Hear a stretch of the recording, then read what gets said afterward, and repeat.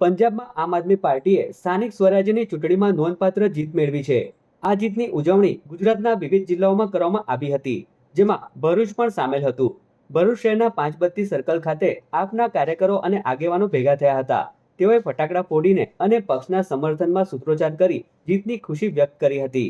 પાર્ટીના આગેવાનોએ જણાવ્યું હતું કે પંજાબની જનતાએ વિકાસલક્ષી અને જનહિતની નીતિઓમાં વિશ્વાસ મૂકીને આપને બહુમતી આપી છે।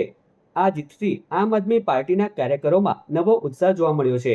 પક્ષના કાર્યકરોએ આગામી સમયમાં ગુજરાતમાં પણ સંગઠનને વધુ મજબૂત બનાવવાનો સંકલ્પ વ્યક્ત કરવામાં આવ્યો હતો।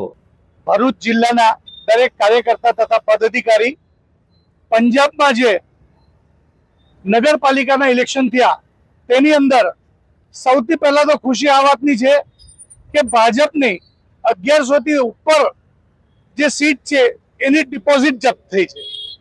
બીજું કે 950 થી ઉપર આમ આદમી પાર્ટીના આજે ત્યાં કાઉન્સિલર બેઠા, તે માટે પંજાબની જનતાનો ખૂબ ખૂબ આભાર ભરૂચ જિલ્લા પરિવાર તરફથી અમે વ્યક્ત કરીએ છીએ અને આશા રાખીએ છીએ કે જે રીતે પંજાબમાં આ પરિવર્તન આવ્યું, જે રીતે નર્મદા જિલ્લામાં પરિવર્તન આવ્યું, એ જ રીતે આવનારી ઇલેક્શનોમાં ભરૂચ જિલ્લામાં પણ પરિવર્તન આવશે એવી અમે ભરૂચ જિલ્લાના સર્વ મિત્રો આશા રાખીએ છીએ। અને આજે જે પંજાબમાં કાઉન્સિલરની ઇલેક્શન થયા એમાં જે વિજય થયો તેમાં આજે ખુશીનો દિવસ અમે આજે વિજય દિવસ તરીકે આજે મનાયો।